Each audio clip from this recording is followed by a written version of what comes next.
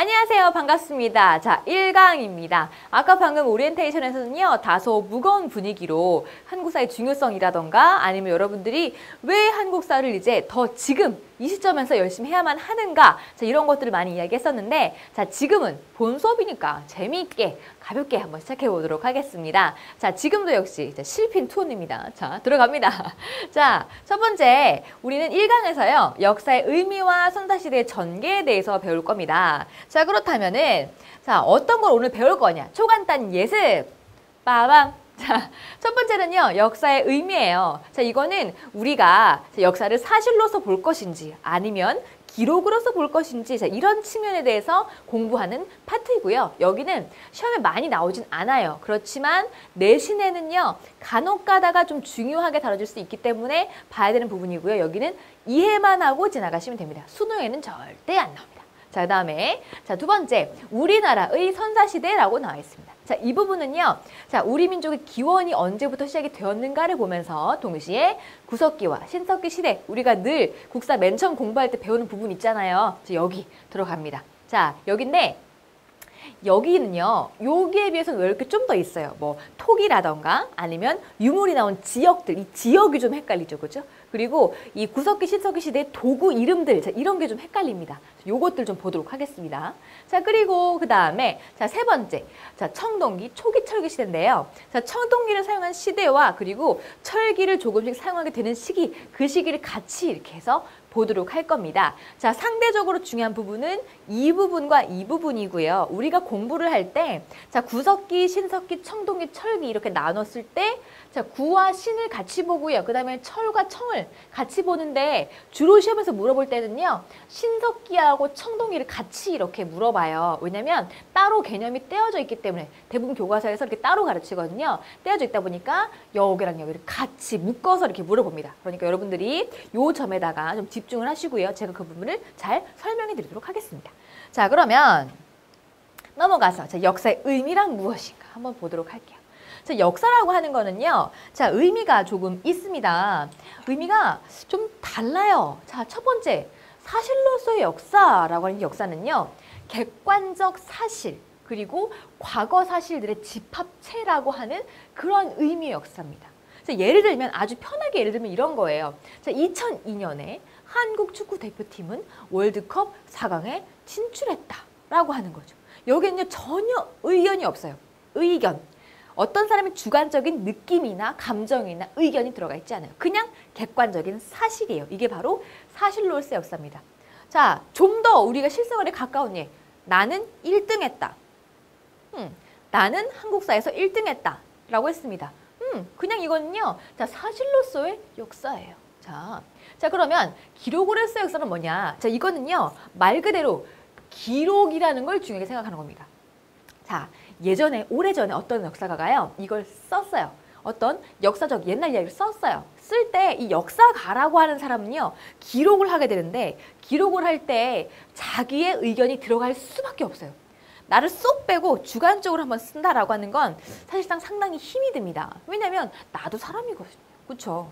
예를 들어서, 자, 내가 한국 사람이란 말이야. 그러면, 자, 자, 앞에 나 있는 것처럼 2002년에 한국 축구 대표팀은 월드컵 4강에 진출했다라고 하는 이런 객관적인 내용을 쓴다기보다는 오히려 난 한국 사람이니까 느낌이 어때요? 자, 2002년에 우리나라 축구 대표팀은 드디어 월드컵 4강 진출의 신화를 일으켰다라는 이런 말이 나오겠죠. 그렇죠? 자, 한국 사람이다 보니까 어때요? 나의 주관이란 것이 가미될 수밖에 없는 거예요. 만약에 우리가 일본 팀한테 졌다 그런다면요.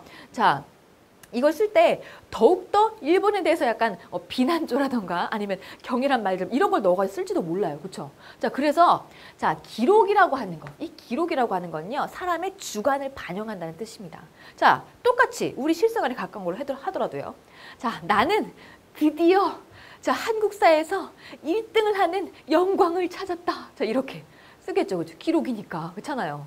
자, 그러니까 이거 두 가지는 완전하게 다릅니다. 자, 그러면 우리가 좀 더 들어가 볼까요? 자, 이걸 대표적으로 주장한 학자가 있어요.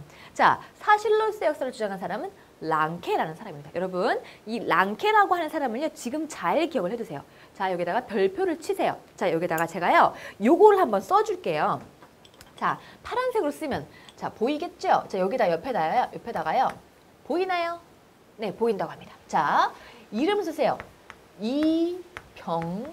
이병도라고 쓰세요. 이병도라는 거 이름 꼭 쓰세요. 이병도.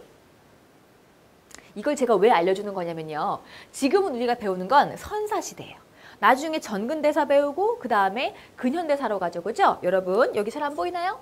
이병도라고 썼습니다. 이병도. 오케이. 자, 그런데 이 이병도라는 학자가요. 나중에 근현대사에 나와요. 자, 이분은 우리나라가 일제시대에 처했을 때 그때 이 랑케사학에 이제 근거를 해서 역사를 연구하신 분이야. 자, 일제가 막 우리 역사를 막 왜곡을 하니까요. 어떻게 하는 거야?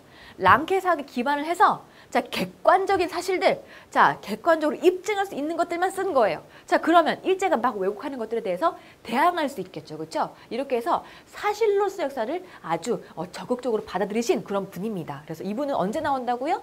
일제시대에 나와요. 그러니까 우리가 미리 한번 익혀두면 우리가 훨씬 더 깊이 잘 알 수가 있겠죠. 우리가 사실은 이거 미리 말 안 해주면 맨 첫 시간에 랑케 배우고요 까먹어요. 근데 이걸 어떻게 나중에 근현대사 가서 또 시험에 나오니까 시험에 꼭 나오거든요. 그러니까 이 진단학회라는 학회를 이끄신 이병도 선생님 꼭 알아두시기 바랍니다. 자, 그러면 이 랑케가 뭐라고 말했느냐? 자, 역사적 사실로 하여금 스스로 말하게 하라. 즉, 나 역사가가 말하는 것이 아니라 역사적 사실. 그냥 이 사실이라는 것이 말하게 냅둬라. 나 자신을 죽여라. 이 역사가라고 하는 사람을 그냥 죽여버리고 역사적 사실만 말하게끔 해라. 라고 하는 것이 이 랑케의 사실로서의 역사라는 겁니다. 자, 그렇다면 자, 이런 것도 있겠죠. 반대편 의견이죠. 자, E.H. 카라고 하는 이 역사가는요. 뭐라고 하느냐. 역사라고 하는 건 현재와 과거의 끊임없는 대화이다라고 말합니다. 자, 즉 이건 이런 거예요. 역사가가요. 역사를 연구할 때 그냥 E.H. 카의 이제 그 입장에서는 이런 거죠. 옛날에 박정희 대통령이 그때 독재 정치를 펼쳤는데 내 생각엔 그 독재는 시대에 마땅히 필요한 것이었다고 봐. 하면서 박정희 역사에 대해서요. 그 독재에 대해서 아주 긍정적으로 쓸 수가 있어요. 자, 이건 뭐죠? 현재 내가 봤을 때 그때 그 독재가 지금의 경제 성장을 이루었으니까 이건 뭐 좋은 거라고 보는 거지. 그러면서 긍정적으로 쓰는 거야. 자, 근데 이건 역사가의 주관이 들어가는 거죠. 만약에 민주주의를 너무 옹호하는 사람이 있다고 쳐봅시다. 자, 그 사람은 그 시절의 박정희의 독재는 민주주의를 억압하는 것이었어. 아주 나쁜 것이야. 라고 하면서 박정희 역사에 대해서요. 아주 나쁘게 평가하면서 쓸 수도 있어요. 자, 그러니까 똑같은 박정희 정권 시대의 역사이지만 어떤 것은 아주 긍정적이고 어떤 것은 부정적일 수가 있어요. 자, 이런 것들을 의미하는 것이 바로 이 카죠. 즉 현재 역사가가 보는 관점에 따라서 과거를 다르게 볼 수 있는 거예요. 다시 한번 현재 역사가 가진 관점에 따라서 현재의 역사가가 가진 관점에 따라서 과거가 다르게 보이는 거예요. 자, 이게 뭐다? 현재와 과거의 끊임없는 대화다라는 겁니다. 자, 그러면 이 두 가지를 확실하게 이해할 수 있겠죠. 그죠? 자, 그러면 이걸로 우리가 역사적 의견에 대한 거는 넘어가도록 하고요. 이제는 우리나라의 선사시대를 한번 보도록 하겠습니다. 자, 봅니다. 자, 우리 민족의 기원입니다. 자, 교재 이제 여러분 교재 보시고요. 지금 첫 페이지에 나와 있죠. 자, 우리 민족의 기원은요. 자, 이렇게 구성이 되는데요. 요거를 다 이해하면 이 부분은 끝나요. 자, 특징. 우리 민족의 특징은요. 황인종이에요. 얼굴이 노래요. 그쵸? 자, 다음에 알타이 어족입니다. 그리고 민족 형성. 이게 좀 중요합니다. 자, 민족 형성. 언제? 신석기에서 청동기를 거치며 민족의 기틀을 형성한 거예요. 기틀을. 자, 이게 무슨 말이냐면 이런 겁니다. 자, 지금 미리 쉽게 얘기해 줄게요. 구석기 시대였어요. 구석기 시대. 우리 옛날에 우리나라에 어느 구석기인이 우리나라에 들어왔어요. 들어와서 사과가 많이 열렸군. 막 사과를 막 따먹었어요. 채집했죠. 따먹었어요. 따먹었는데 사과가 다 떨어진 거예요. 근데 이 구석기는요. 농사를 지을 줄을 몰라요. 자, 그럼 어떻게 해요? 자, 그 다른 지역에 또 사과가 있는 곳으로 이동을 해야겠죠. 그죠?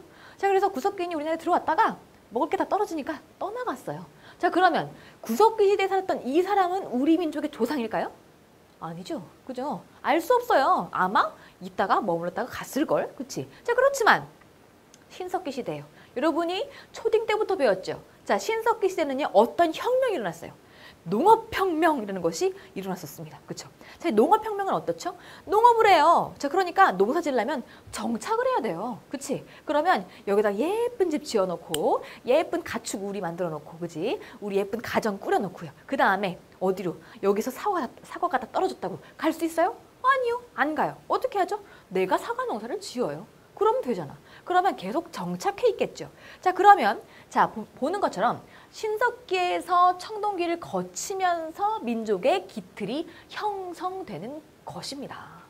자, 이해되죠? 그죠? 바로 이 얘기예요. 그러니까 구석기에 살았던 사람이 우리나라의 조상이다라고 하면 그거는 틀립니다. 자, 다만 신석기에서 청동기를 거치면서 자 민족이 기틀 형성되었다. 즉 신석기 때부터 우리의 조상일 수 있는 사람들이 살았다라고 하면은 이거는 맞는 거죠. 자, 그 다음에 민족 문화는요 어떻습니까? 자, 우리 민족은요 여기 나온 것처럼 이건 초록색으로 하자.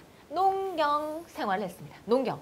자, 우리가 즉 무슨 민족이다? 농경 민족이다라는 거예요. 근데 여러분 이렇게 생각할 수 있어요. 에이 선생님 그럼 뭐 농경 안 하는 민족도 있어요? 네, 있어요. 자, 농경 안 하는 민족 누가 있죠? 자, 다른 말 유목민족이 있죠. 유목민족은요 어떻게 해요?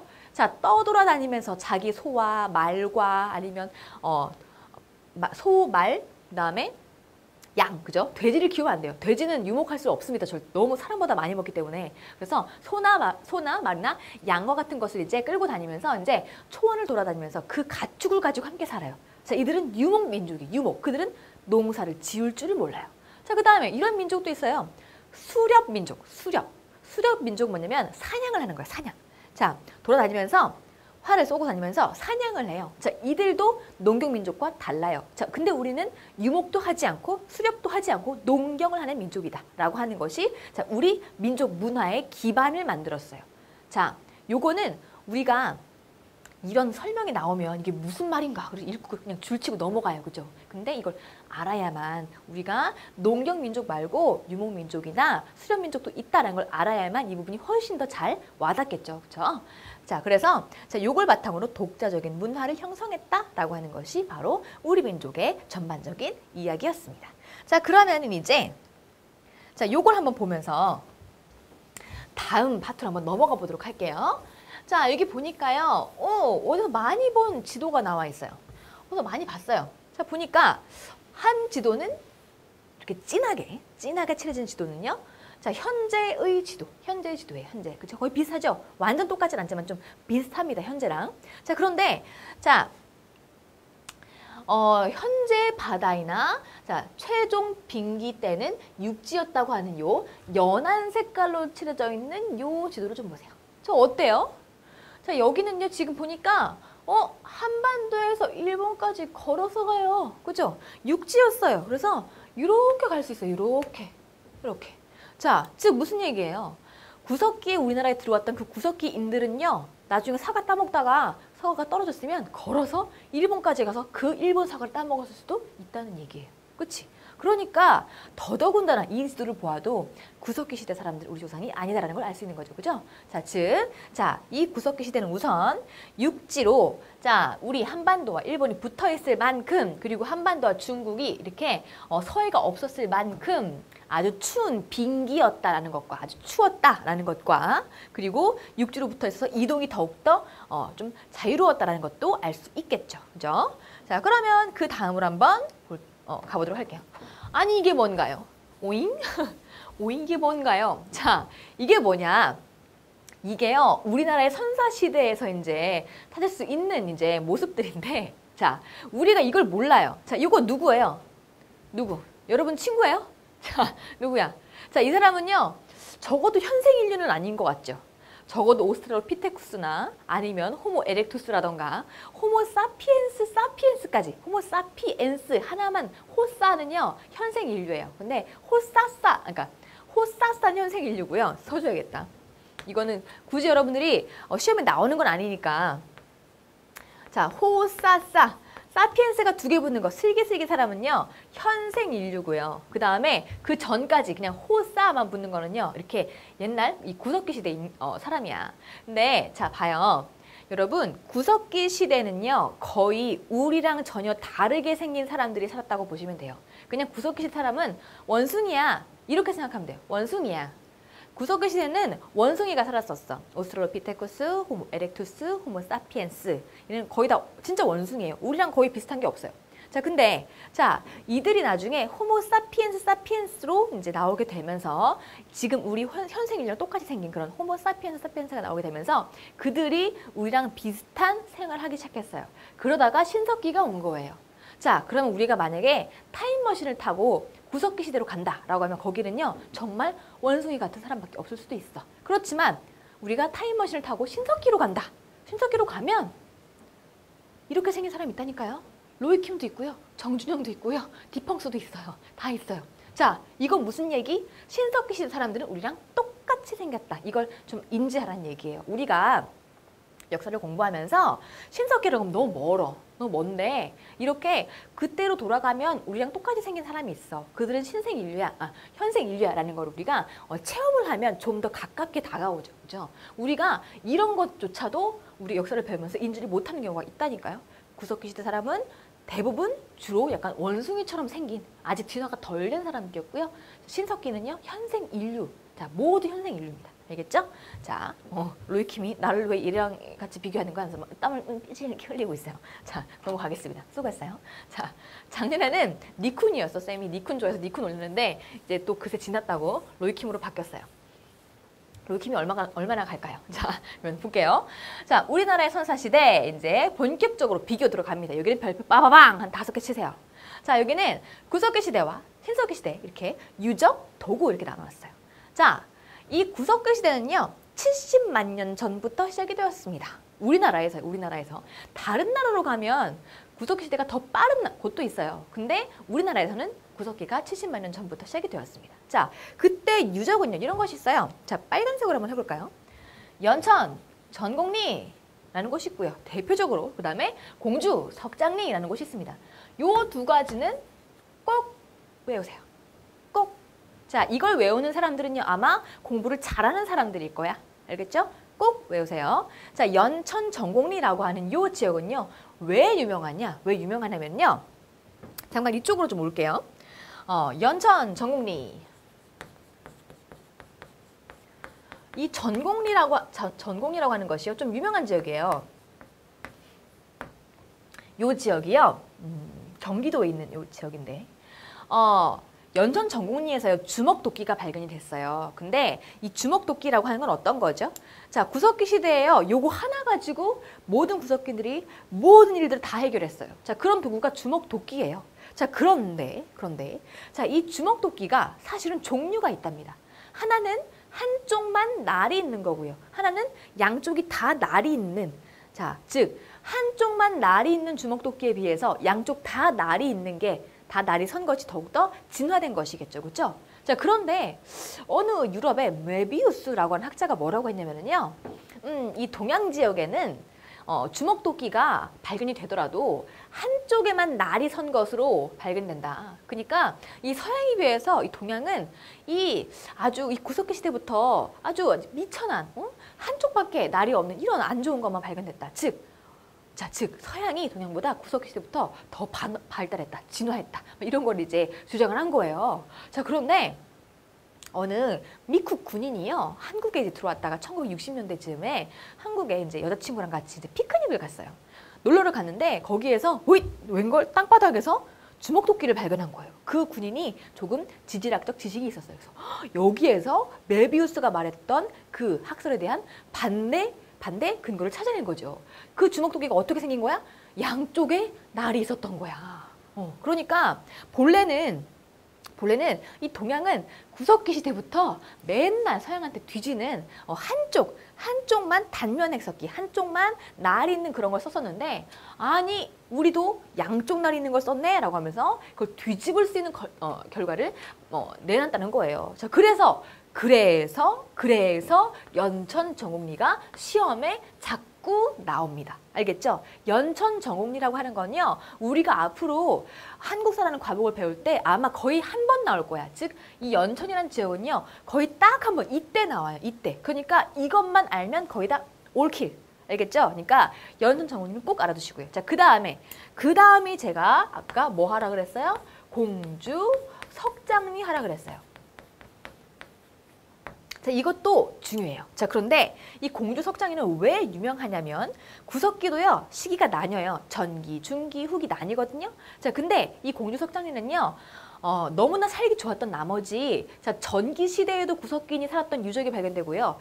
중기 시대에도 구석기인이 살았던 유적이 발견되고요.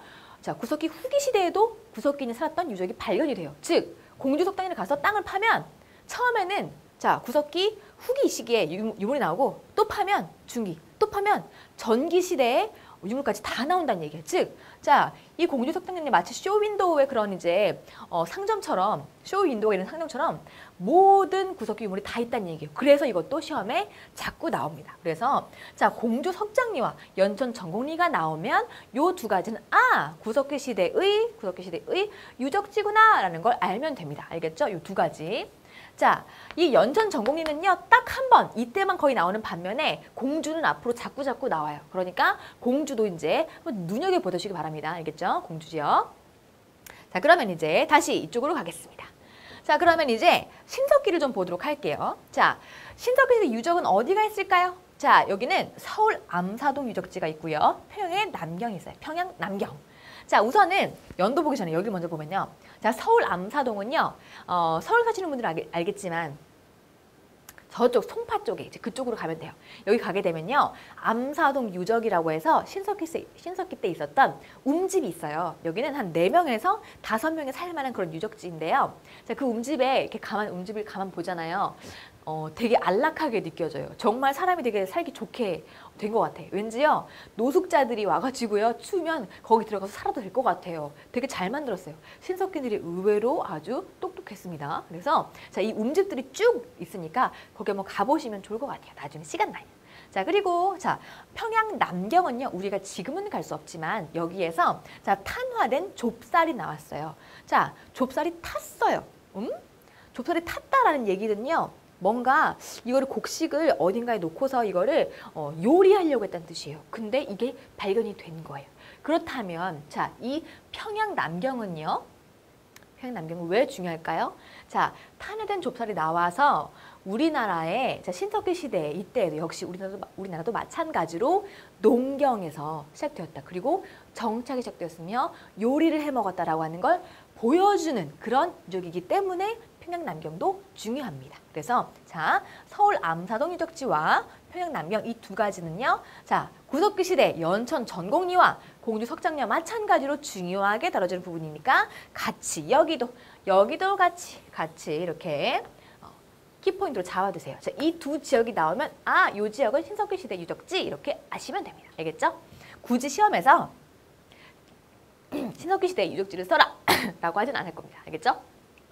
자, 그리고요, 자, 여기를 볼게요. 여기. 여러분, 여기 잘 보세요. BC 8000년부터 만년 전이라고 나와 있습니다. 살짝 분필이 조금 뻑뻑하네요. 좀 이렇게 찍찍 소리가 나는 것 같아요. 자, 그러면은 자, 8000년부터 만년 전. 선생님 좀 이상하죠? 어느 교과서에 가면은요, BC 8000년부터 신석기가 시작이 됐대요. 근데 어떤 교과서에 가면 만년 전부터 시작이 됐대요. 8000과 만은 2000이나 차이가 나요. 되게 많잖아. 그치? 근데 이게 똑같은 거예요. 똑같은 거. 자, 아직도 이걸 모르는 학생들을 위해서요, 제가 여기다가 한번 살짝 써주도록 할게요. 자, 여러분, 요거 두 가지는 되게 다르죠. 자, BC와 그 다음에 AD는 다릅니다. 자, BC는요, 한국말로 기원전이라고 하고요. 그 다음에 AD는요, 한국말로 기원 후라고 합니다. 자, 여기 중간에 중간에 기준이 되는 시기는요, 누가 예수님이 탄생한 시기예요. 자, 그래서 이게 before Christ예요. 예수님 전이란 뜻이야. 자, 그래서 예수님이 언제 태어났냐면 딱 1년에 태어나셨어요. 빵년이 아니야. 1년이야. 1년 태어나셔가지고요. 이때부터 자, 플러스 2년, 플러스 3년 쭉 가는 거고요. 지금은 그래서 플러스 몇 년이에요? 지금 플러스, 선생님이 지금 이걸 찍는 시기는 자, 2012년이지만 앞으로 조금 있으면 13년이니까 13년까지 이렇게 가는 것이고요. 자, 그 다음에 이걸 또 뒤로 쭉 가봐요. 쭉 뒤로 가면은 이건 파란색으로 한번 해볼까요? 쭉 뒤로 가면요. 자, 이때부터 이제 마이너스 2년, 마이너스 3년, 4년 이렇게 가는 거예요. 자, 그러면 지금 이 신석기 시대가 우리나라에서 시작이 됐을 때가 언제라고요? 요거를 내가 언제냐면은 마이너스 언제라고요? 지금 BC 8000년이라는 거잖아. 그치? 이때 신석기가 시작이 되었대. BC 8000년에. 그죠? 자, BC 8000년에 뭐가 시작되었다? 신석기가 시작이 되었다. 근데 지금 우리가 사는 시대가 몇 년이야? 2000년이니까. 자, 따지고 보면 몇 년 전이 되는 거예요. 따지고 보면 요거랑 더하면 거의 10,000년 전이 되는 거죠. 그죠? 그래서 요거랑 요거 같은 말이에요. 같은 말. 알겠지? 그래서 우리나라에서 신석기 시대는요. 8000년 전부터 BC 8000년 경부터 시작이 되었으며 10,000년 전이다라고 하면 다 맞는 말이에요. 오케이, 알겠죠? 자, 그러면 됐고요. 이제 도구로 한번 가보도록 하겠습니다.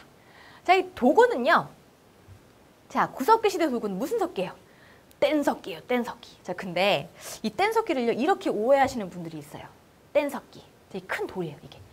이따만한 바위돌이야. 바위돌인데 이 바위돌에서 이제 여기 한 좀 튀어나온 모가 난 부분을 좀 잡아. 튀어나온 부분을 잡아. 그리고 으따 해서 이 석기를 뗐어요. 뗀석기.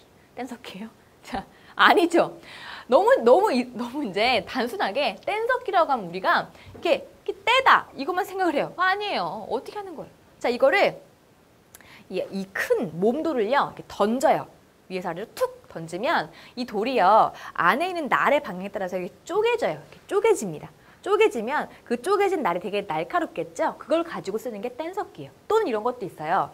자, 어떤 돌이 있는데 그 돌이요. 요걸 몸돌이라고 칩시다. 몸돌. 몸돌이면요. 여기다가요. 이제 살짝을 쳐. 살짝 칩니다. 촥촥 치면요.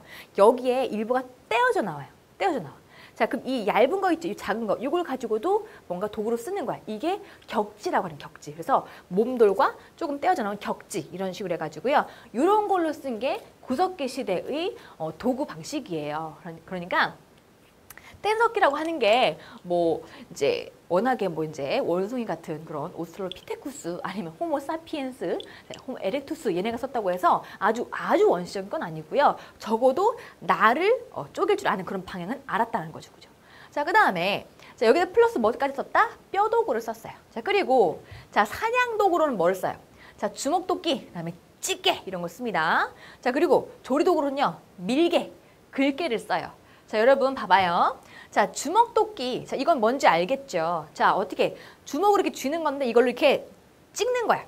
치고 때리고 하는 거죠. 그죠? 자, 그리고 찌개 같은 건요. 좀 날카로운 면이 있어가지고 이걸로요. 나무 가지를 이렇게 찌른다거나 자른다거나 아니면 동물 사냥으로도 쓸 수가 있었어요. 그죠? 근데 자, 밀개랑 글개가 있어. 자, 이거는 굳이 우리가 외우지 않아도 괜찮아. 자, 사냥도구는 주먹도끼, 찌개. 자, 뭔가 잡아야 돼. 그러면 도끼로 찍거나 해야겠지. 근데 봐봐.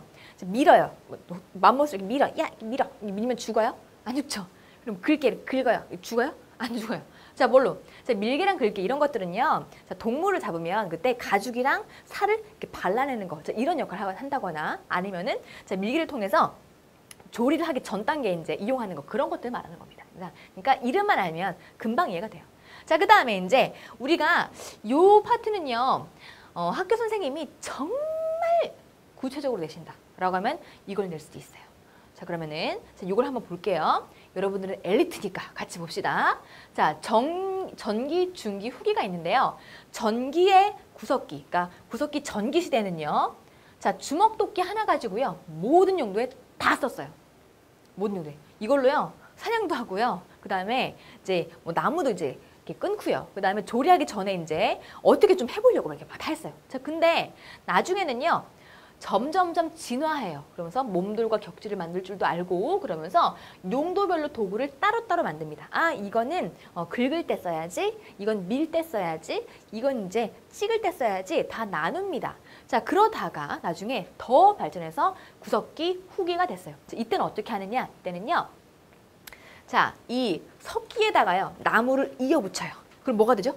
창이나 아니면 도끼, 뭐 진짜 도끼 이런 것이 나오죠. 그죠? 이렇게 해서 자, 이음 도구를 만들어서 이걸 통해서 더욱더 날렵하게, 더욱더 효과적으로 사냥이나 요리를 하게 되는 겁니다. 자, 그래서 자, 전기, 중기, 후기가 만약에 시험에 나온다라고 하면 요 정도로 나올 거니까 여기까지 좀 알아둡시다. 그렇죠? 자, 근데 이거는 정말 학교쌤이 아주 지엽적인 곳에서 낸다라고 하면 나오는 겁니다.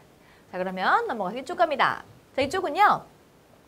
자, 신석기 시대 도구는 다 알죠. 자, 간석기 뭐예요? 자, 돌보습이나 돌궁이와 같은 간 것들이죠. 그죠? 근데 우리가 구석기 시대랑 신석기 시대의 도구를 나누는 걸 해야 되거든요. 그게 시험에 나오잖아요. 근데 솔직히 어렵지 않아요. 왜냐면 구석기 시대 도구는 대부분 사냥 도구예요.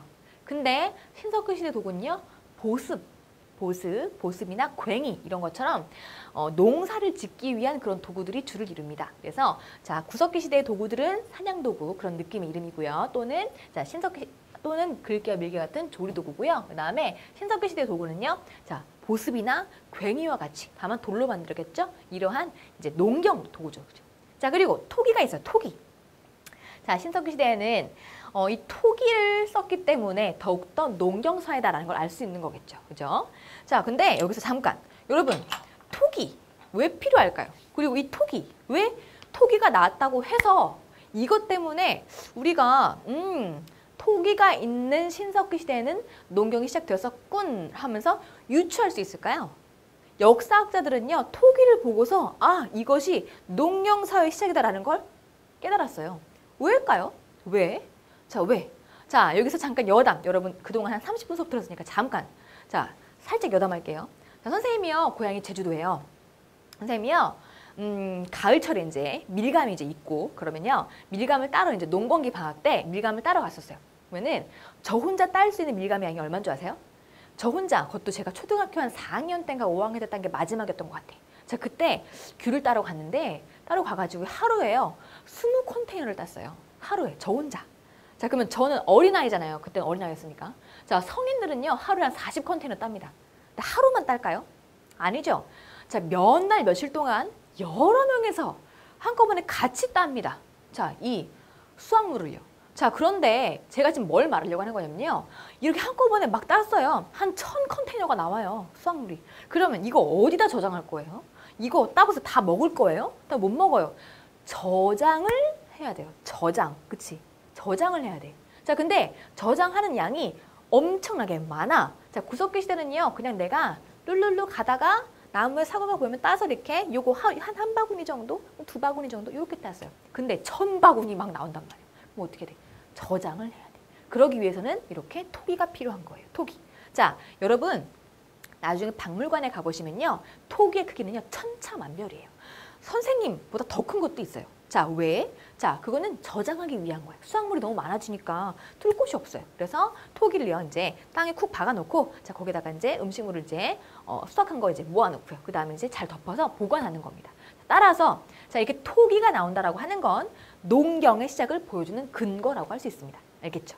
자, 그렇다면 자, 이 토기에 자, 이 패션 어떻게 진화했는가 볼까요? 자, 맨 처음에는요, 무늬 만들 줄 몰라요. 그래가지고 그냥 자, 민무늬 토기를 만들었어요. 그냥 무늬 하나도 없이 그냥 맨 짝으로 만들었어요. 자, 근데 이 민무늬 토기가 나중에 청동기 시대 또 나오거든요. 그래서 이때 만들어진 신석기 시대 나왔던 민무늬 토기는요, 이른 민무늬 토기라고 합니다. 이른. 그래서 앞에 요 이른 자가 붙어요. 그래서 이른 민무늬 토기는 신석기 시대에 나온 겁니다. 알겠죠? 이른 민무늬 토기는 신석기 시대 거. 자, 그리고 나중에 무늬가 없으니까 밋밋한 거야. 그래가지고 어떻게 했어요? 자, 이 토기 주변에다가요. 이렇게 토기 주변에다가 뭔가 띠를 이렇게 붙여요. 이렇게 띠를 이렇게 붙여요. 마치 여러분들이 찰흙 가지고 놀 때 이렇게 한 뭐 그릇 같은 거 만들면 주변에다 이렇게 돌돌 뭔가 이렇게 납작하고 길게 이렇게 말아가지고 이렇게 붙이잖아. 그치? 장식한다고. 그런 것처럼 토기에다가요. 뭔가 띠를 이렇게 동그랗게 붙여요. 이게 더티 토기예요.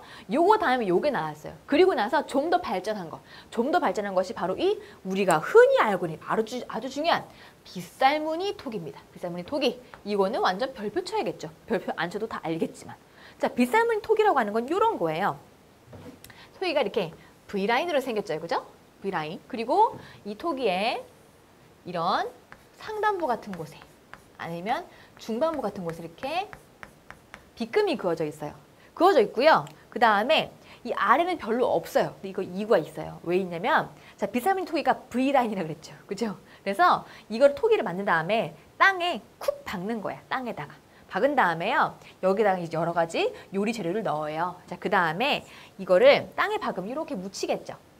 붙이겠죠? 이 주변에다가요, 이렇게 나무 같은 걸 놓고서 불을 지피는 거예요. 이렇게. 불을 지펴요. 이렇게 불을 지피면, 자, 이 빗살 있죠? 이 빗살. 이 빗살을 통해서 열이 잘 전달이 돼서 더 요리가 잘 됩니다. 자, 즉, 뭐다? 자, 이른 민문이 토기에서, 덧띠 토기에서 빗살문이 토기로 온 건 더욱더 이 토기 자체도 진화했다는 뜻이에요.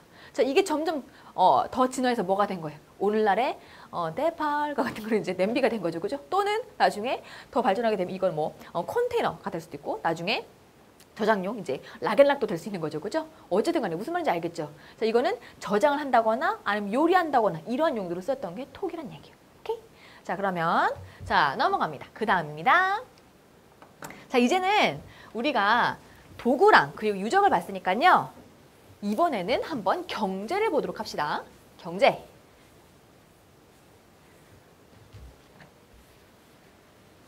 좀 지우고 이쁘게. 자, 경제로 한번 가볼게요. 구석기 시대의 경제는요. 자, 사냥과 채집과 어로예요. 농사 지을 줄을 몰라요. 그러니까 어떻게 해야 돼요? 사냥도 하고요. 채집 따기도 하고요. 그 다음 과일을 따는 거죠. 그리고 이제 어로 물고기도 잡아요. 자, 그런데 자, 사냥을 하려면 자, 혼자서 다니면서 맘모스를 잡을 수는 없잖아. 그러니까 어떻게 해? 당연히 무리 생활 해야지. 그지? 자, 그리고 자, 채집을 해요. 근데 한 동네 사과를 다 따먹었어. 복숭아도 없고 감도 없어요. 그럼 어떻게 해야 돼? 이동을 해야지. 그치? 그죠? 자, 그래서 이건 자연스럽게 같이 이어지는 겁니다. 자, 그리고 이것도 있죠. 자, 내가 이동을 해야 돼. 근데 집 예쁘게 지어놓고 이동할 수 있나? 아니지. 그치? 이때 집은 어때요? 그냥 동굴. 그냥 아무데나 뻥 뚫린 데 있으면 구멍이 이제 돌에 구멍이 뻥 뚫려 있으면 가서 사는 거예요. 자, 아니면 막집. 이건 정말요. 막 지은 집이라서 막집이라고 하는 겁니다. 그래서 내가 하루 잤어요. 자다가 에잇 이거 발로 툭 차면 우르르 무너지는 거예요. 그래서 자, 이동 생활을 하니까 당연히 동굴이나 막집과 같은 곳에서 살겠죠. 그렇죠? 자, 당연히 이어지는 겁니다. 자, 그리고요. 자, 이쪽을 볼게요. 자, 이쪽은요. 자, 신석기 시대는요. 농경을 시작했어요. 농경. 자, 농경을 시작했습니다. 이것을 바로 신석기 혁명이라고 하죠. 자, 여기다 또 별표 치시고요. 자, 그런데 중요한 게 있는데요. 요것이 농경이 시작이 되었어요. 자, 되었어요. 그렇지만 사냥과 채집과 어로도 행해졌습니다. 자, 오늘부터 농경 짱! 우리 농경만 할 거야 라고 했을까요? 아니죠. 자, 고기도 먹어야 되고요. 과일도 먹어야 되고요. 그렇죠? 그러니까 어떻게 해야 돼요? 자, 사냥도 하고요. 채집도 하고요. 어로도 합니다. 이거는 오늘날에도 하는 겁니다. 그렇죠? 자, 이제까지 한 번도 인류는 사냥과 채집과 어로를 그만둔 적이 없습니다. 알겠죠? 그래서 자, 농경을 시작했지만 이거는 그대로 갔다.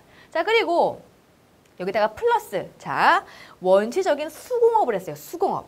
집에서 뭔가 만들었어요. 근데 대표적으로 뭐가 있냐면 자, 가락바퀴가 있고요. 뼈바늘이 있어요. 자, 이게 뭐냐면은요. 가락바퀴라고 하는 건 이런 겁니다.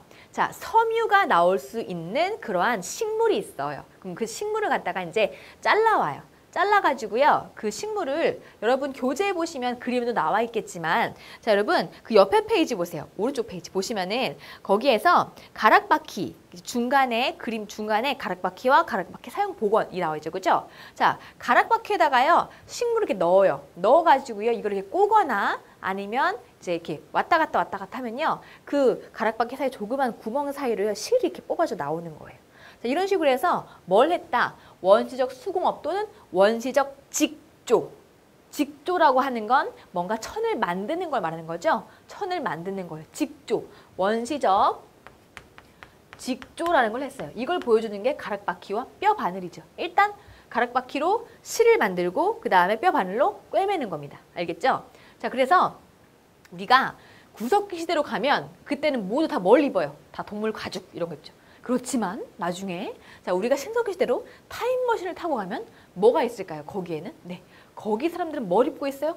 뭔가 옷스러운 걸 입고 있어요. 물론 다 가리지 못하겠지. 하지만 옷을 입고 있겠죠. 그죠? 자, 그리고 자, 신석기 시대는요. 이런 걸 했어요. 자, 이들은 정착을 했어요. 정착. 자, 제가 여기를 통해서 정착을 했다라는 걸 알 수 있다 그랬죠. 그죠? 정착. 자, 정착을 하다 보면 이러한 문제가 생길 수 있습니다. 잠깐 지우고 쓸게요. 자, 이들이 이사를 가지 않아요. 그리고 거기에서만 살아요. 주로 어디 주변에 살까요? 주로 강 주변에 살겠죠? 이렇게 강 주변에 살 거예요. 그리고 주변에 뭐 이렇게 강 주변에 밭 같은 것이 있겠죠. 근데 요게 이제 마을 형성이 된 거예요, 이 지역에. 자, 그런데 여기에 이쪽에 이제 A, C족이 있었고요. 여기에 B, C족, 그 다음에 C, C족이 살고 있었어요. 근데 이들이요, 자, 정착 생활을 하다 보니까 뭔가 깨달은 게 있어요. 자, 우리들끼리 한 C족 안에서만 결혼을 하게 되면요, 약간 열성 인자를 가진 아이가 태어나요. 자, 한 가족 안에서만 자꾸 결혼을 하게 되면 그 아이의 건강이 안 좋아집니다. 그래서 이제 대부분 오늘날도 그렇지만 그래서 같은 동성 동본끼리 결혼 안 하는 겁니다. 자, 그러면요, 자, 동성 동본이라고 하면 좀 그렇지만 이 시대에도 C족은 있었어. 그래서 이 C족들이 어떻게 결혼하는 거예요? 자, 이들이 자, A C족의 남자는 B C족의 여자랑 결혼하고요. B C족의 남자는 C C족의 여자랑 뭐 결혼하고요. 자, 이런 식으로 해서 서로 자, 아내 남편 자, 이런 걸 구해올 때 다른 C족에서 데리고 와요. 자, 그러다 보면 뭐가 돼요? 자, 여기가 이 C족이요, 한꺼번에 뭐가 될까? 얘네가 부족으로 더 커질 수 있겠죠. 그래서 요거는 자, C족 사회를 바탕을 둔 부족 사회가 신석기 시대에 나오는 겁니다. 왜? 당연하죠. 정착을 하니까, 그지? 자, 뭔가 자기네끼리만 결혼하면 뭐가 생겨? 열성인자가 생겨. 그러니까 어떻게 해야 돼? 자, 조교를 통해서 좀 더 우성인자를 만들어내야겠지, 그지? 자, 그리고 자, 주거는 어때요? 자, 주로 자, 해안가나 바닷가 근처라던가 아니면 강가 근처에 위치한 어떤 집, 자, 움집에 살아요. 움집. 자, 움집. 자, 근데 이 움집은요, 특이한 점이 있어요. 반지하형 가옥입니다. 반지하형. 자, 이거는요, 나중에 청동기 하게 되면서 좀 더 같이 알려줄게요. 이건 어떻다고요? 반지하예요. 쌤은 반지하 살아봤어요. 여러분은요? 여러분도 살아봤어요? 쌤은 학교 다니면서요, 너무 이제 힘들었어요. 반지하 이렇게 막 자취하면서 살아봤는데 힘들더라고요. 자, 반지하형 가옥. 자, 그러면 반지하 사는 게 힘들면 나중에 좀 지상으로 올라가고 싶겠죠? 나중에 청동기로 가게 되면은 지상으로 올라갑니다. 자, 그 얘기 하려고 한 거예요. 자, 요즘에는 반지하도 살기 좋죠. 자, 그 다음에 내려갑니다. 내려가서 이제 예술 및 신앙을 볼게요. 자, 구석기시는 어때요? 얘네는 사냥을 하니까 어떻습니까? 사냥감의 번성을 기원하는 그런 저거품을 만들어요. 자, 그래서 여러분, 그거 있죠. 벨렌도르프의 비너스. 잠깐. 자, 그런 것들도 이제 사실은 우리나라 아니지만 다른 나라에 있던 그런 이제 구석기 시대 유물이죠. 그죠?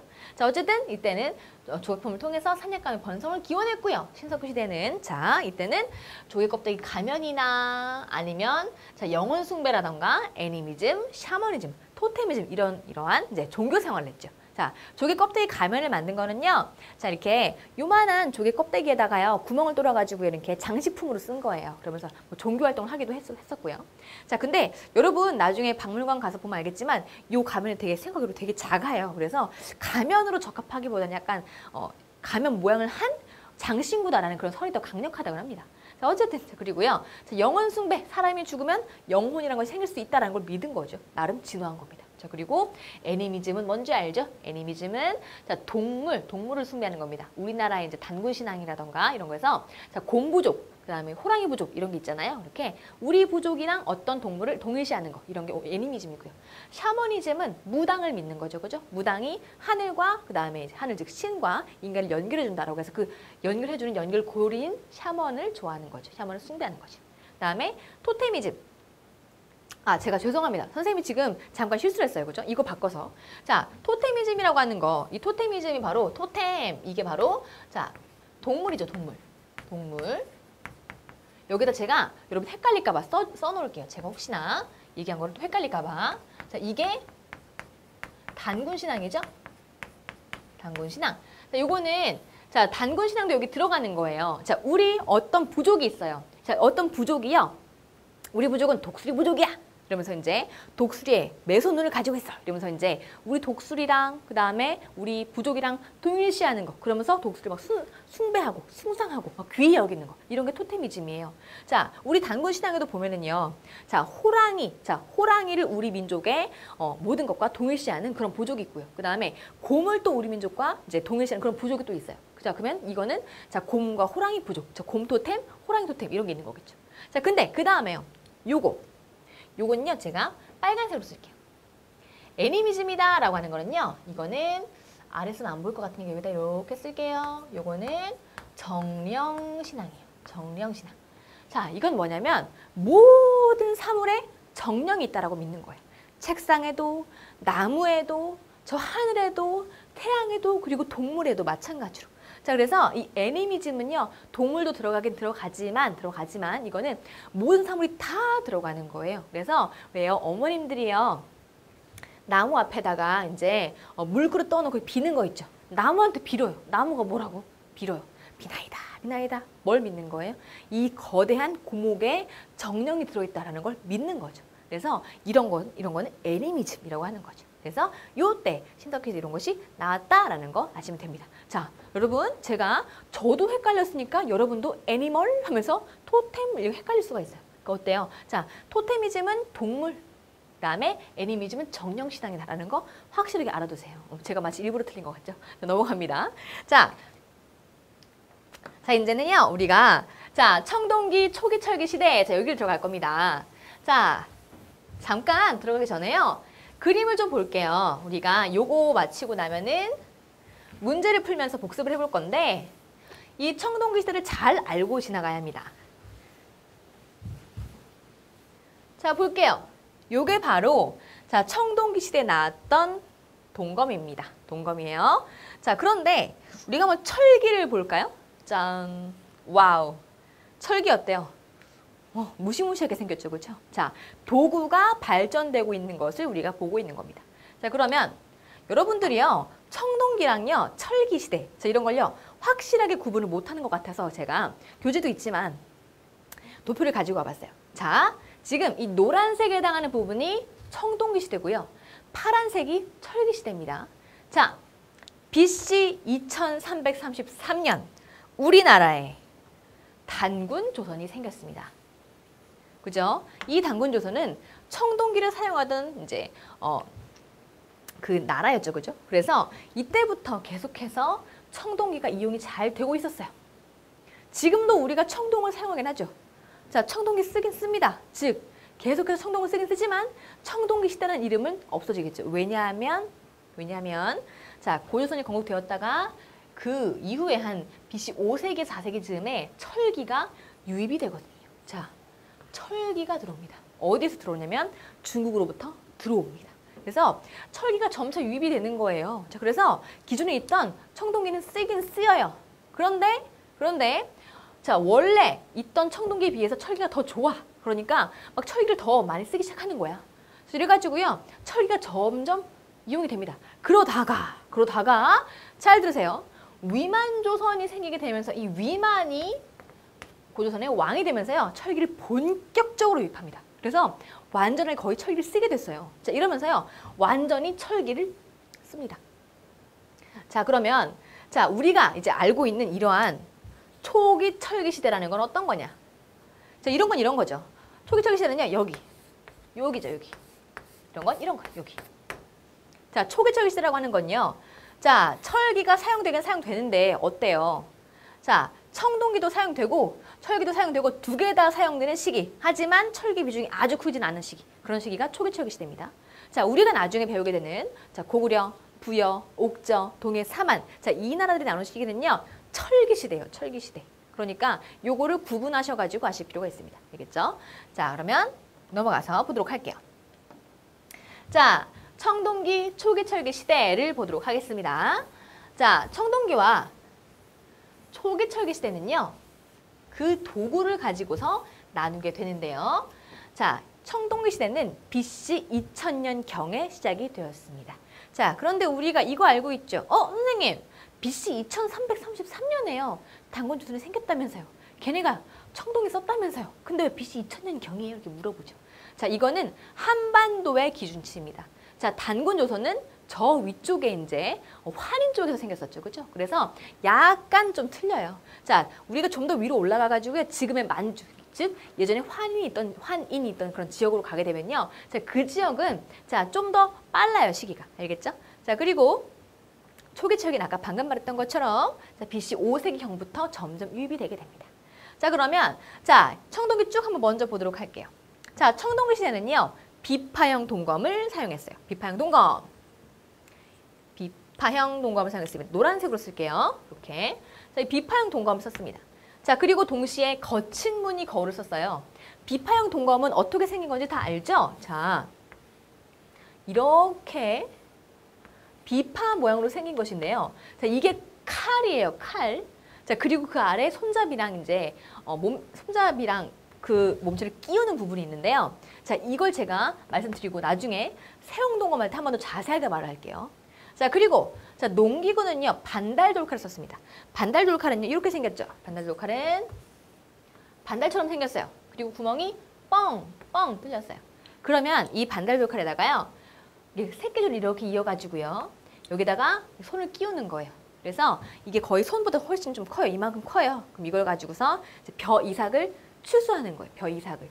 자, 벼 이삭 나달 있죠? 그걸 이렇게 이렇게 뜯어내는 거예요.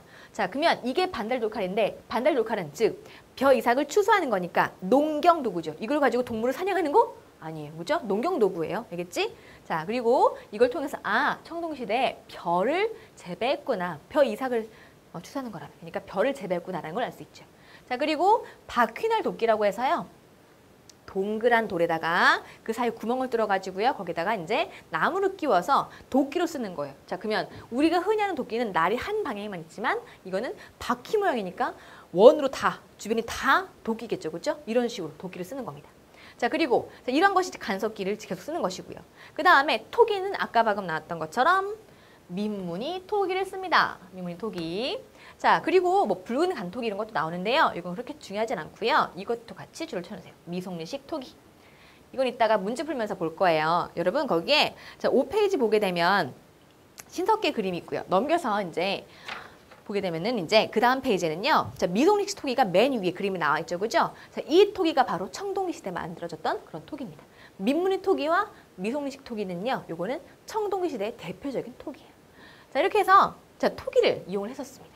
자, 그리고 자, 정치적으로는요, 정복전쟁을 시작했었고요. 그러다가 군장국가로 이어지게 됩니다. 자, 정치라고 하는 것, 즉 이 청동기 시대는요, 칼을 써요, 칼. 자, 칼을 쓰니까 자, 정복전쟁을 더 많이 할 거예요. 근데 이때 칼이요, 얼마나 강한 칼이냐? 전에 쓰던 돌칼에 비해서 더 강한 청동기로 된 칼이에요. 자, 그러다 보니 더욱더 청동으로 된 검을 가진 부족이 더욱더 강할 것이고, 자, 그런 부족은 더 많은 정복전쟁을 할 것이고, 자, 그래서 군장국가가 탄생하게 되는 겁니다. 그 넓은 땅을 이제 다스리면 뭔가 높은 지배자가 필요하겠죠. 그래서 이런 양상이 이제 나오게 되는 거죠. 자, 그리고 무덤은요, 이러한 군장을 묻을 만한 무덤은요, 좀 거대하고 좀 멋있어야죠. 그죠? 그래서 이러한 사람들 묻는 것이 고인돌, 그리고 이제 자, 돌널 무덤, 자, 이런 것이 있습니다. 자, 돌널 무덤이라고 하는 건요, 자, 여러분들이 보고 있는 이제 교재에서 세 번째 줄에 보면은 탁자식 고인돌이라고 나와 있죠. 그죠? 자, 이 고인돌 아래 부분에다가요, 이제 사람을 이제 넣는 건데, 자, 그 옆에, 자, 오른쪽으로 옆에 가시면 고인돌 하부 구조라고 나와 있어요. 자, 거기를 보면요, 자, 사람이 딱 들어가게 알맞게끔, 자, 돌로 네모 모양이 생겨 있죠. 그죠? 돌로 뭔가 박스 모양이 이제 만들어져 있어요. 이것이 바로 돌널 무덤이에요. 널이라고 하는 건 관이에요. 관. 널은 관이야. 근데 이 관을 뭘로 만들었어? 돌로 만들었어. 오케이? 자, 고인돌이 있고 그 아래에 고인돌 하부 구조에는 돌로 된 널. 자, 돌로 된 즉 관이 있다는 거지. 자, 이것이 바로 자, 정복전쟁을 한 군장을 묻는 고인돌과 돌널 무덤입니다. 자, 그러면 우리가 청동기를 봤어요. 그러면 이제 자, 초기 철기를 보도록 할게요. 초기 철기는요, BC 5세기경부터 시작이 됐으며, 자, 이 검은요, 세형동검이었어요. 세형동검. 자, 제가 여기에서 이제 이런 이야기를 좀 해주도록 하겠습니다. 자, 이 세형동검은요, 자, 시간 좀 지나고 있으니까 한 55분쯤 되면 사인 주세요. 자, 여기서 세형동검은 이렇게 생겼어요. 이렇게, 그죠? 한 면이 또 뒤에 있죠. 그리고 이걸요, 위에서 보면 어떻게 생겼냐면 이렇게 생겼어요. 이렇게. 이쪽이 날이 있어요. 그리고 살짝 이렇게 튀어나와 있어. 자, 이 세형동검은요, 비파형 동검보다 발달한 거예요. 둘 다 전쟁용 무기인데 뭔가 비파형이 좀 더 세련되고 좀 많고 화려하고 하니까 이게 좀 더 강할 것 같지 않아요? 자, 비파형 동검 이렇게 싸우는 겁니다. 싸우다가요. 이걸 푹 찔러요. 푹 찌르면 한번 이 날에 이쪽에다가 이렇게 한번 사람이 찔려요. 그렇겠죠? 자, 그리고 한 번 더 찔러요. 푹 더 찔러요. 그러면 이 더 넓은 날에 또 사람이 푹 베이겠죠. 자, 그러면 요걸로 이제 사람을 2번 찌르는 겁니다. 그러면 이거 되게 센 칼이죠. 근데 이거 뭔가 날이 하나 같잖아. 그치? 근데 그렇지가 않아요. 자, 위에서 보는 모습이 이렇다 그랬죠? 여기에 아주 가느다란 홈이 있어요. 자, 그러면 칼을 푹 찔러요. 찌르면 출혈이 생겨요. 출혈. 자, 칼이 찔린 채로 이제 막 집에 가는 거야. 막 겨우겨우 살았어. 겨우겨우 이제 도망쳐가지고 칼이 찔린 채로 이걸 뽑으면 너무 출혈이 심해지니까 이제 집으로 막 가는 거예요. 왜 영화에서도 보면 칼이나 총이나 아니면 활에 맞은 사람한테 이걸 뽑으려고 그러면 뽑지 마십시오 막 이러잖아요. 그게 이걸 뽑으면 피가 피고 나와가지고요. 너무 출혈이 많아져서 죽는단 말이에요. 그래서 자, 이렇게 찔리면 찔린 채로 가야 돼. 출혈이 심해지니까. 그래서 찔린 채로 가서 이제 이거 뽑고 내 치료하면 되겠지 하고서 막 집에 가. 근데 가는 길에 죽어요. 여기 찔린 사람. 왜? 왜냐면 여기로 피가 줄줄 새요. 그래서 가는 길에 죽어요. 자, 뭐가 더 진화된 거예요? 얘보다 얘가 더 진화된 거예요. 그렇죠? 자, 그러면 이게 바로 세형 동검입니다. 근데 궁금증이 생깁니다. 선생님, 왜요? 이 비파형 동검은요, 나중에도 배우겠지만 한반도 위쪽에, 저 만주 지역에서 발견됐다고 하는데 이거는 우리나라 내부, 한반도 내부에서 발견된 거거든? 근데 왜 이거 2개 다 우리 조상이 쓴 거라 그래요? 왜 이 세형 동검의 조상형을 왜 비파형 동검이라고 해요? 자, 그거 왜 그런 거냐면, 자, 이 칼 있죠? 이 칼은요, 칼의 몸체예요. 그러면 뭔가 손잡이가 필요하겠지? 여기에다가 손잡이를 만들어가지고요, 이렇게, 여기다 이렇게 그릴게요. 꼽는 거야. 달라. 손잡이 따로, 그 다음에, 자, 이 몸체 따로야. 자, 그리고 이것 역시 이렇게. 손잡이 따로, 몸체 따로예요. 그런데 중국의 칼은 어떻게 하냐면 중국의 칼은 어떻게 한다? 같이 만들어요. 몸체와 손잡이를 같이 한꺼번에 그냥 찍어내요. 근데 우리는 어떻게? 자, 손잡이 딱 만들었어. 칼이 닳았어. 그러면 빼고 바꿔 끼울 수 있죠. 이렇게 만드는 거예요. 자, 잠깐 우리가 봤던 그림 중에서 이거 봐봐요. 우리 안주 그냥 볼게요. 여기 어때? 그치? 손잡이랑 그 다음에 칼이 따로 있지, 그치? 몸체가? 이게 바로 우리나라 시계 동검입니다. 알겠죠? 자, 그러면 자, 다시 내용으로 돌아왔어. 자, 그리고 이제 자, 초기철기 시대에는요. 점점점 이제 이 본래 쓰던 청동기가 잔문이 거울로 발전하기도 하지만 나중에는 의기화됩니다. 의기화. 자, 즉 청동기가 세형 동검이나 아니면 잔문이 거울로서 좀 더 발전했다라고 하는 건 자, 우리들 방식만의 독자적인 발달이 이루어졌다라고 하는 거지만 동시에 뭐 청동방울이라던가 이런 것들은요, 의기화되죠. 자, 그리고 초기철기 시대는요, 당연히 철기 시대니까 철제 농기구가 이용이 됩니다. 그렇지만 간섭기도 일부 사용이 되지요. 자, 청동기 시대는요, 청동기로 절대 농사 못 지어요. 청동기는 날카롭긴 하지만 그래서 살상용으로는 좋은데 이걸로 밭을 갈려 그러면 너무 물러서 청동기가 뭉그러져요. 자, 밭에 돌이 끼어 있어. 이걸 파내야 씨를 뿌리고 뭔가 자라날 거야. 그래서 청동기로 농기를 만든 다음에 푹 찍었어. 그러면 이 돌 때문에 청동기가 쭉 짜부가 돼요. 자, 게다가 이 청동기는요, 우리가 청동이라고 하니까 뭔가 막 좀 색깔이 좀 약간 구리구리할 것 같고 막 그렇잖아요. 근데 청동기는 맨 처음에 났을 때 번쩍번쩍 빛나는 황금색이랍니다. 그래서 청동기는요, 자, 지배층이 가질 만한 것들이고요. 그리고 지배층이 제사에 쓸 만한 것들입니다. 아시겠죠? 그래서 절대 청동기로는 농기구 못 만든다. 알겠지? 자, 그다음에 초기철기 시대는 똑같이 민문이 토기를 사용했고요. 그 다음에 뭐 이러한 토기, 이거는 그냥 봐두기만 하시고요. 초기철기 시대에는 나중에 배울 거지만 똑같이 자, 나중에 또 한 번 나오지만요. 연맹왕국의 형태가 나옵니다. 우리가 흔히 아는 부여나 고구려와 같은 나라 또는 가야처럼요. 자, 이건 나중에 나오는 것이고요.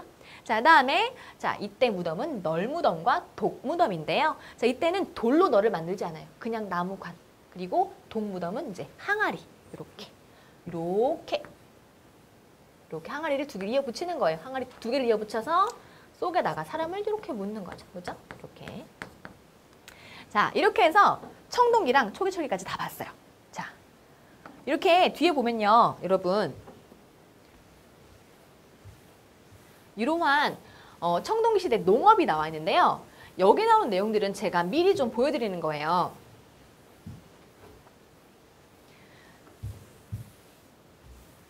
자, 이 부분은요. 청동기 시대와 초기 철기 시대의 이제 농사, 경제라던가 아니면 주거가 나와 있는데, 자, 여러분들 이거는요. 우리가 뭐랑 같이 겹쳐서 공부할 수 있냐면 여기는 고조선과 겹치고요. 그 다음에 여기는 자, 고구려, 부여, 동해, 옥조, 삼한과 겹쳐요. 그래서 여기를 같이 보면서 나중에 뒤를 공부하는 게 더 효율적입니다. 그러면 자, 오늘은요. 여기까지 하는 걸로 하고요. 자, 다음에 넘어가서 여기 좀 풀어보도록 할게요. 자, 1번입니다. 문제 1번. 자, 다음의 역사 인식과 유사한 입장에서 탐구 주제를 설정할 때 가장 적절한 것은? 이라고 했습니다. 자, 보니까 자, 자신을 죽이래요. 죽이래요. 키워드는 여기 있습니다. 자신을 죽이래요. 자, 그럼 이건 뭡니까? 자, 랑케가 말하는 사실로스 역사적이죠. 자, 그렇다면 답은 몇 번입니까? 자, 여기서 답은 지금 여러분 한번 체크해 보세요. 답은 1번이죠. 자, 부여의 풍습과 특성은 무엇일까? 이렇게. 자, 이것은요. 자, 그냥 객관적인 사실을 묻는 거예요. 그렇지만 나머지는 어때요? 자, 한국과 일본의 불교의 차이점을 보려면요. 뭔가 종교 사상이기 때문에 사람이 주관이 들어가요. 그죠? 그리고 자, 고구려 대천에서 가지는 의미를 물어본다고 하면 이건 주관이 들어갑니다. 자, 그리고 세교시대 역사 은식은 어떻게 해야 될까? 이걸 어떻게 할까? 그죠? 이것도 역시 의식이 들어가는 거죠. 그리고 마지막으로 단군 이야기의 홍익인간에 대한 해석은 무엇일까? 자, 해석을 묻고 있습니다. 이런 건 전부 다 주관이 들어가는 거예요. 주관. 알겠죠? 자, 그래서 이렇게 우리가 이 내용을 이해했으면 이걸 적용할 수 있는 것까지 학교 시험은 물어보니까요. 적용하는 연습하시기 바랍니다. 자, 이런 건 제주 넘기 강의에서 문제 많이 풀면서 연습할 겁니다. 알겠죠? 자, 그리고 두 번째 문제. 자, 이거는 다음 수업 장면에서 학생의 대답이라고 했어요. 자, 여기에서 여기로 뭔가 바뀌는 동안에 자, 이렇게 응용합시다. 이렇게 바뀌는 동안에 썼던 이제 나온 이제 생활은 어땠을까 물어보고 있죠? 자, 그러면 신석기에서 청동기로 바뀐 거니까 방금 잠깐 보면 자, 신석기의 빗살무늬 토기, 그 다음에 청동기의 미송리식 토기죠? 자, 그렇다면은 자, 보게 되면 자, 고인돌을 만들다가 동무덤을 만들었어요. 이거 아까 봤죠? 자, 고인돌은 청동기, 동무덤은 철기. 자, 그다음에 비파형 동검 만들다가 거푸집을 사용했어요. 자, 이거는 비파형 동검이 청동기니까요. 그렇죠? 시작 자체가 틀렸어요. 자, 그다음에 뗀석기를 쓰다가 간석기? 이거는 구석기고 이거는 친석기죠. 틀렸죠? 자, 4번이 답입니다. 평등한 사회에 살다가 족장의 지배를 받았어요. 자, 그죠? 이때는 평등한 사회였는데 나중에 군장이 나오는 지배, 즉 계급 사회가 나오게 되는 거죠. 자, 답은 4번이고요. 그 다음에 막집은 구석기, 그 다음에 움집은 신석기니까 틀렸죠. 답은 4번입니다. 자, 이렇게 해서 문제를 다 풀어봤습니다. 자, 예쁜 거 하나 보여줄까요? 참 잘했어요. 자, 수고하셨고요, 여러분들. 자, 오늘 첫 시간인데요. 제가 자세하게 수업 얘기를 했었고요. 약간 쉬어가면서 스무스하게 했습니다. 자, 다음 2강부터 이제 우리가 더 재미있는 내용을 들어가 보도록 할 거니까요. 2강에서 같이 보도록 하겠습니다.